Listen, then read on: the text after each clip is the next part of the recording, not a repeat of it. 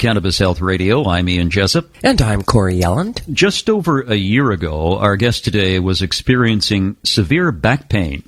She was pregnant at the time, but the early diagnosis that the medical community gave her was a slipped disc. And following a car accident she was involved in, it was discovered she had stage 4 breast cancer that had metastasized to her bones. And joining us to tell her remarkable story is April Saull of Virginia. April, good of you to do this. Thanks very much. Thank you. Now, you were an avid runner and kept yourself in shape. When did you first notice that you had something wrong with you? Well, I believe it probably was 2 years ago, right after I'd gotten married. So probably late May in 2015. Marriage does that.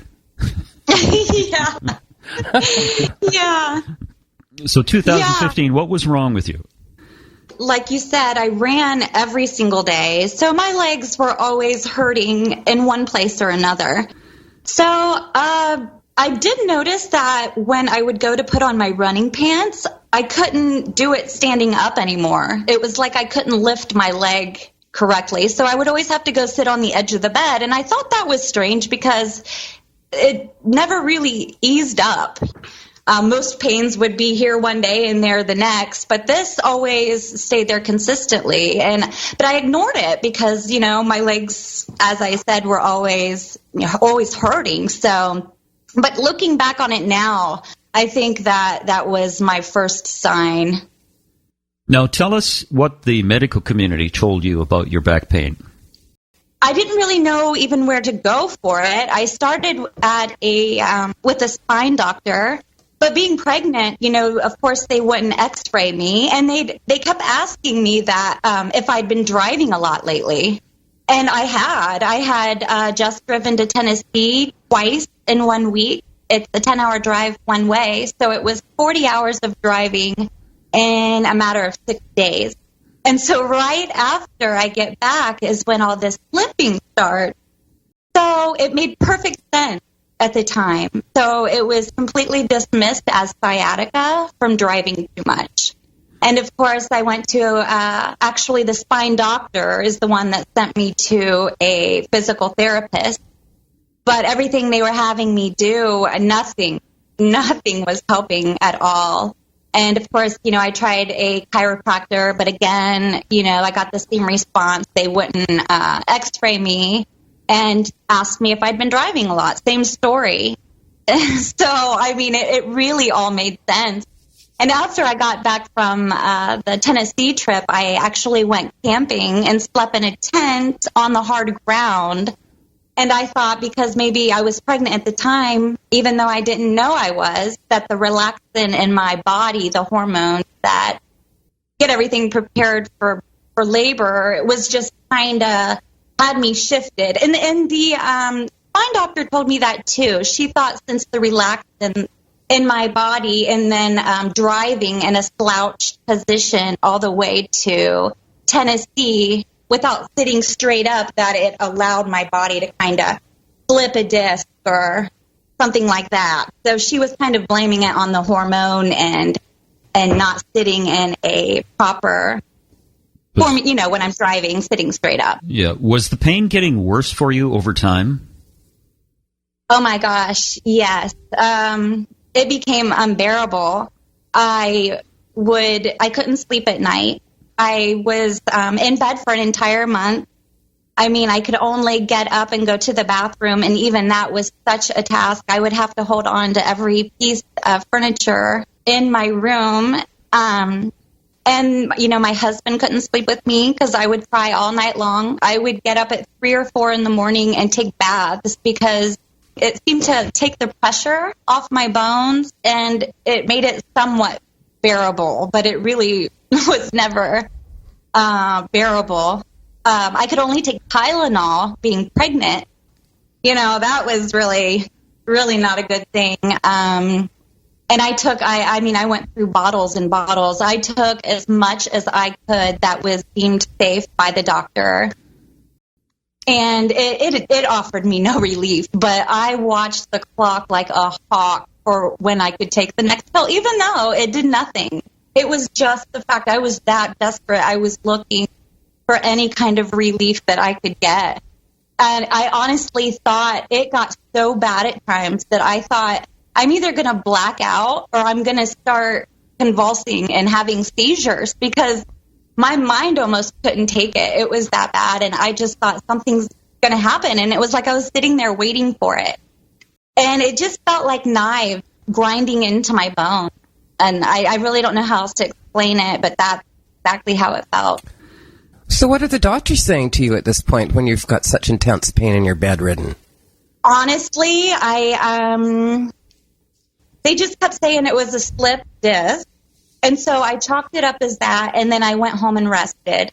So the doctors really weren't involved at that point. Not until the car accident and finding out that way. Tell us about the car accident, April, and how things started to unravel for you as a result of it. Okay. I was leaving the chiropractor one day, and I was heading just across the street to my place of work. And it's a very busy intersection, very busy. It's got the side roads and, 2 lanes going one way, 2 lanes going the other. And there's stop signs and lights. It's very confusing, actually. And honestly, I really don't know what made me go, because looking back on it now, it's kind of like something pushed me out into that intersection, because I don't know why I would have went being unsure of if it was, being confused with the light and the sign. But looking back on it now, I think something that was meant to happen. I got hit in the intersection. I got hit in the driver's side. And the car was totaled, but I was fine. I wasn't jolted too badly, but I knew it was the right thing to do to go to the emergency room for the baby's sake. And that is the only reason I went. And at this time, the limp would worsen and it would ease up. And I did read later that, when you have cancer that had metastasized to the bones, when you're limping, it's not uncommon for that to happen. So at this time, I was doing a little bit better. So I went to the emergency room, and the doctors asked me if anything hurt. And I said, not really. My arm was a little achy, but I had just gotten hit in the driver's side. They said, okay, well, we will x-ray your arm just to make sure that you don't have a fracture. So I sat in the waiting room for a while, and the doctor came in and immediately looked at the chair where my husband was sitting and asked me where he had gone. He had ran out to his truck or something, and he had a look on his face, and I said, he'll be right back. Why? And he didn't want to say anything. I just knew something was wrong. And he asked me how I I guess he come in and asked me how I had fractured my rib, because I had a healing fracture from a couple weeks prior. And I didn't know at the time. And he left again and had a technician take a closer look. And then he came back and told me that they found a gray area in the ball and socket of my left humerus.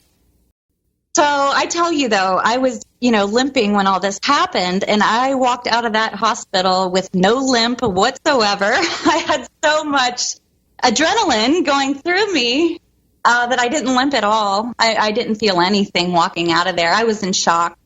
So that's when they sent me back to my OBGYN, and then my OBGYN sent me to an oncologist. So you actually had a fracture of the rib earlier that you were unaware of. Do I have that right? Yeah.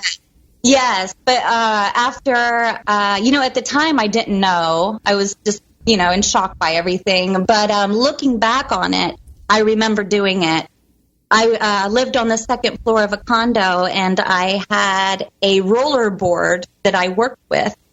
And I pulled it up the stairs. And of course, I'm in pain and pregnant. So I'm like pulling it up. And so I'm crunching on my left side as I'm pulling this bag up. And I remember getting to the top of the stairs and not being able to breathe because my rib hurt. And that was a few weeks prior, but I just didn't put it all together until I had thought back on it. Now, you went to your oncologist, and what did the oncologist do or say to you? first of all, she looked at me and thought since I was so young that I probably didn't have anything to worry about.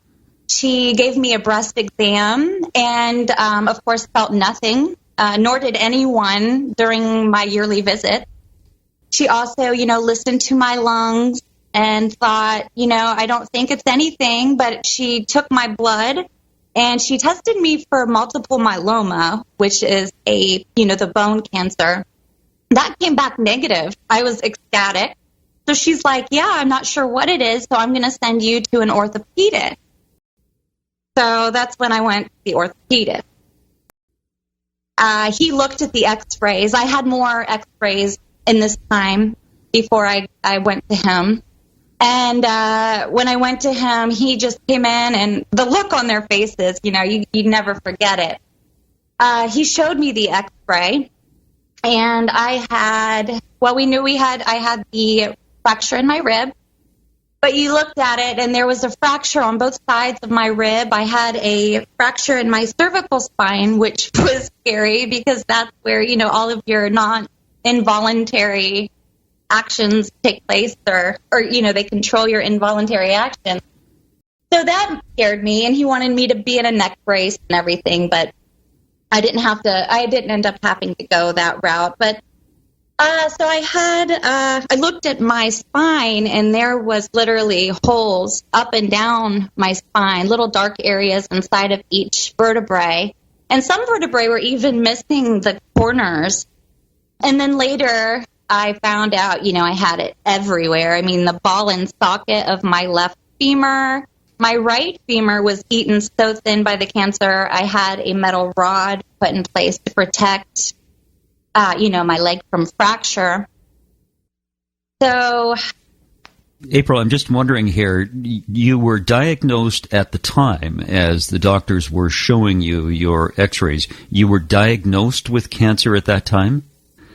So he looked at it and then, of course, recommended a biopsy after that.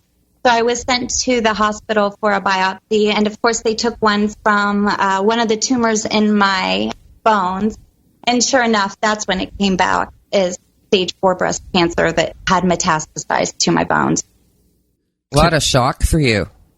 Yeah, you're definitely in shock. I didn't cry. I did start having panic attacks, which I never experienced in my life. I've always heard how awful they are, and my first one was actually when I went to get the biopsy. Everything just went to tunnel vision. I started sweating. It was awful.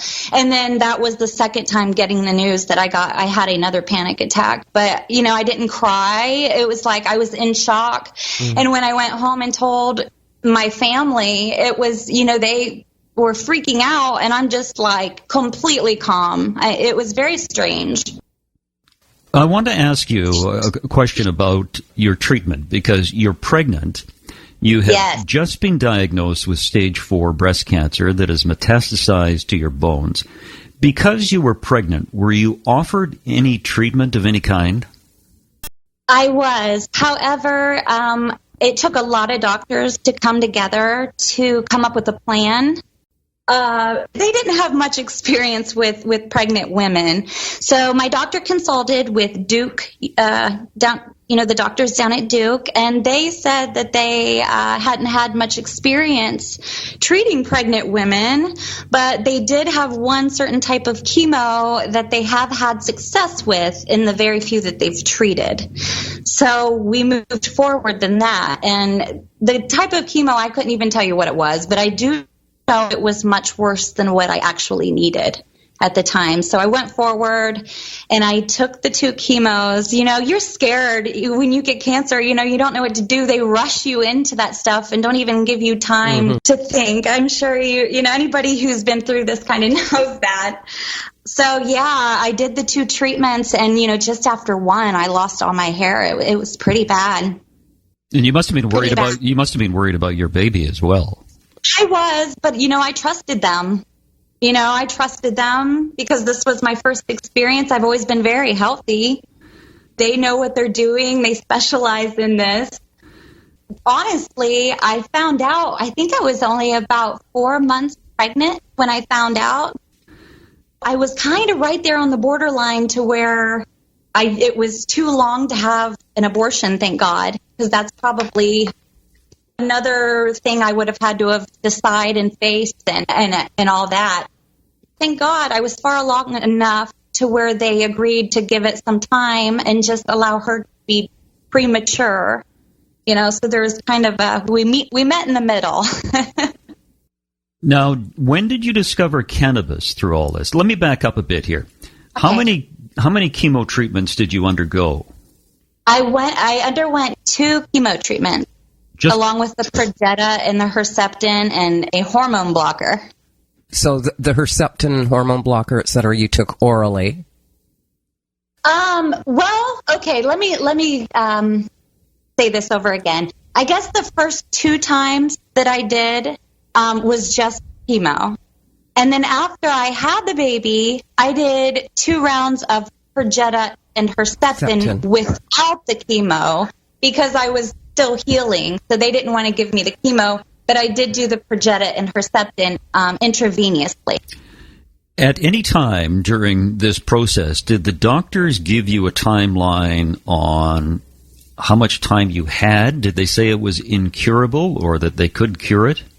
Absolutely. And as a matter of fact, every doctor's visit that I go to, she reassures me that I will never be cured and that it will always remain in my bones. And I just don't understand that, because that is, when you tell a patient that, to me, you're already setting them up for failure.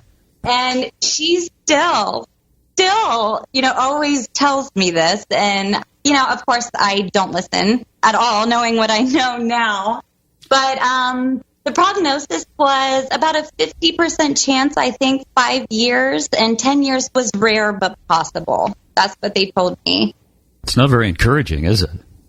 No, not at all. That, and another thing, when I knew nothing about cancer treatment at the time, when I was getting my chemo.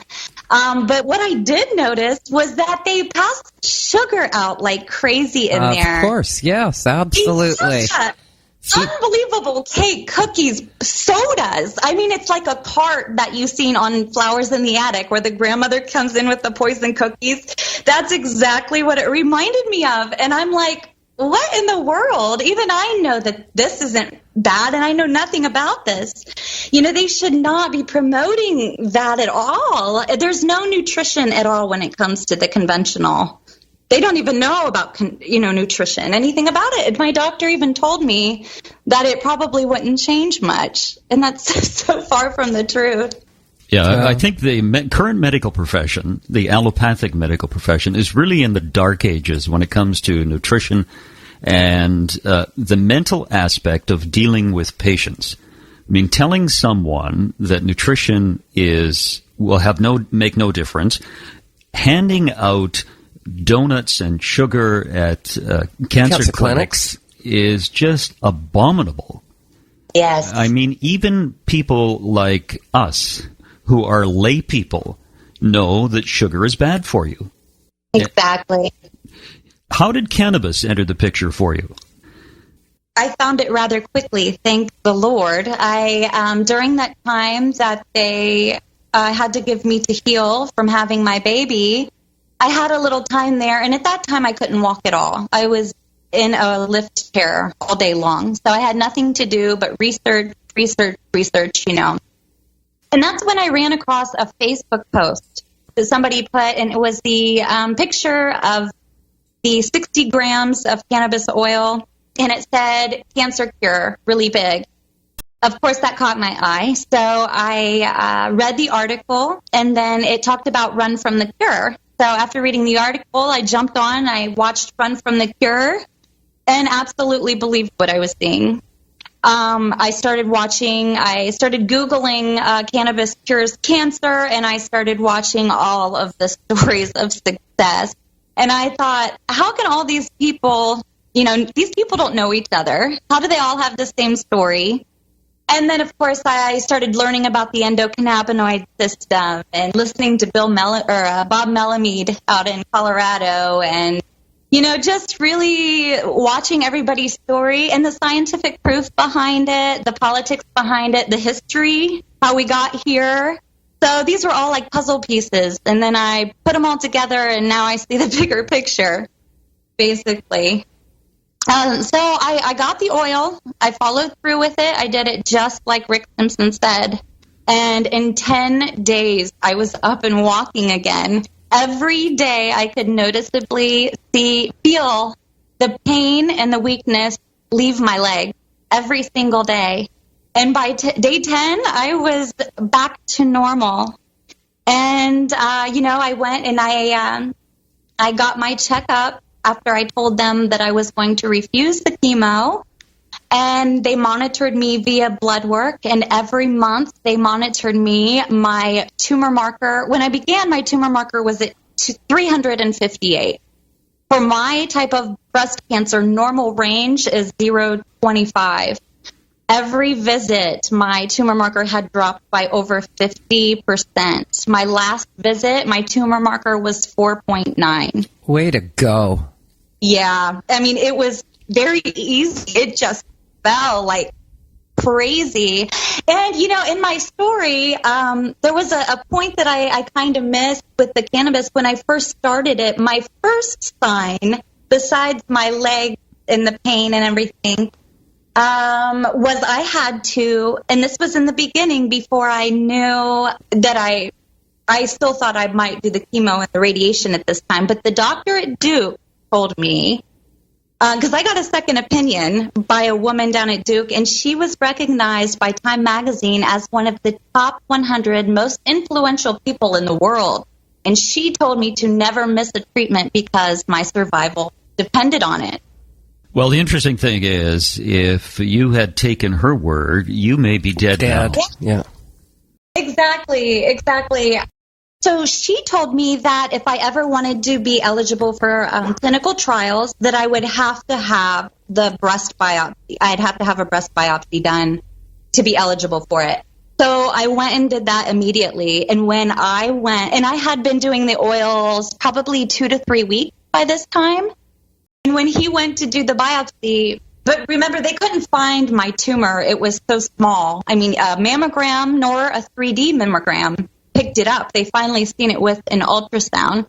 So he went in with an ultrasound, and he took a biopsy, and he had told me that my breast tumor had already shrunk to half the size, and that all of the ones in my lymph nodes were already gone. That was my first, I think this might be working. Wow. But when it took the pain and weakness from my legs in 10 days, that was it for me. I was like, this is working so beautifully. What a relief, too, eh? Yeah. I changed my life completely. Not even just about the cancer, other things, that it's done for me. Yeah. April, were you taking high THC or 50-50 blend, or what were you doing? I can't even tell you, because I had to, of course, get it from, unfortunately, somewhere I didn't really know the grower or anything about it. I just simply went by the way it looked. I made sure that, you can tell by looking at it and smelling it and everything. So I just made sure I could see the crystals, and the smell was really intense and everything. But I do know that, you want like 20% or more THC, and I know now that high CBD is also good for someone with aggressive breast cancer like me. But again, I can't tell you what was in mine, but whatever it was, it must have worked. I just want to clarify something. When you're talking about 20% THC, we're talking about 20% THC in the starting material, not in the finished product, just for people listening. Right, for like when you're ordering your seeds, when they kind of give you the medicinal value, it kind of tells you how much THC and CBD is in each strain. April, did you take the full 60 grams in 90 days? I sure did, and I even completed it a week early. And my tumor marker fell into normal range that same week, just like you said it would. Is your baby healthy today? I was going to ask that. Oh, okay. Yes, she's very healthy. She was 4 pounds, but she was in the hospital for a month. The worst thing she had to deal with was a little jaundice, which was nothing. She went right through that as well, and she improved every day. And today she's like 18 pounds and a happy baby. She's a chunk. So, I got very lucky. How much did she weigh when she was born? She was 4 pounds. 4 pounds, okay. Yeah. And which looking back on that now, it kind of stinks because I feel like that didn't have to happen, but. Are the doctors somewhat taken aback by your progress? Yeah, as a matter of fact, I don't even see my doctor hardly ever. Every time I go in there, it's just a nurse. They send a nurse in to kind of give me my results from my blood test. And the one time I did see her when all this was dropping, she really was just kind of shaking her head. And when I would ask her, like, well, what does this mean? She's just kind of dumbfounded, and I never really get a straight answer. But she admits that this is really, really good. And then the one nurse that I do see quite often, she's always trying to push something on me. And last time I was in, I told her, I was like, I don't really think I need it. Do you? And she's like, well, and she's like, your blood, your scans. She's like, no. I'm like, thank you. Why are you pushing this stuff on me? She admitted I need nothing else. Does your doctor know you're doing cannabis? No, I just, that was my personal choice not to say anything because I was doing it. It's illegal here. I've got 3 kids, and honestly, I don't trust them. Yeah. Yeah, go with your gut. I just thought I'd wait until after and then come out with it like I'm doing now. April, what's the state of your bones today? They are healing. In every spot that was damaged, my last scan stated that major improvement, my bones are healing, and that I'm responding to treatment very well, is what it said. And she looked at me, my doctor, and she's like, and you're not even on treatment. So, and the technician that reads my scans, he don't know me from Adam, so he doesn't know that I'm not doing treatment. Are you back running? I'm not. I've asked several doctors, mostly orthopedists, if I could ever run again. They told me no because they didn't think my spine would be able to take it. But they also told me my bones would never heal back, and the scans show that they are. So I still don't run just because I've seen my spine, so I really don't want to put too much jarring on it. So if anything, I'll just do the elliptical. It's a lot less jarring. I used to pride myself working out every day thinking I'll never get cancer, but, it doesn't... doesn't work that way. It sure doesn't. April, what is all of this? You've gone through tremendous adversity in your short life. How old are you, by the way? I'm 37. 37. So you've undergone tremendous adversity in your short life. Has this given you a different perspective of life? Absolutely. When all this happened, and they're telling me what they're telling me, maybe 5 to 10 years, and then you're becoming a mom again. It was very dark days, to say the least. I don't know how to explain it. It was just depressing, and then to come out of it so easily with such a simple method, with such a beautiful thing, it did nothing but allowed me to rest, allowed me to eat. It was the complete opposite of what the chemo would have done, and it was pleasant. The whole experience, it was like I didn't even know, after a while I didn't have any pain or anything. I felt completely normal and fantastic. So going from such dark days and looking at life like, it's kind of over for you and that there's no hope, to realizing you may live a really long time, knowing the benefits and the healing powers of this plant, it's a very exciting thing. So yes, I see things completely different. And, I used to save things and there's a lot of dumb little things that I've changed. I always think, well, we're here today, maybe not tomorrow. So I don't save things as much anymore. Just dumb little things like that. I appreciate my kids more, just living in the moment. I appreciate. April, how did your husband handle all this? He was very supportive, very, very supportive. I showed him the videos, every video that I found, like Run from the Cure and all that. I showed him, and he stood by me all the way, and he helped me, make the oil. We did it, and it really worked. He was very, very supportive. April, anything you'd like to tell listeners in conclusion? I think it's time that the public starts to realize what this plant really is, and we've been terribly misled for so many years. It's not a gateway drug. It's a vegetable.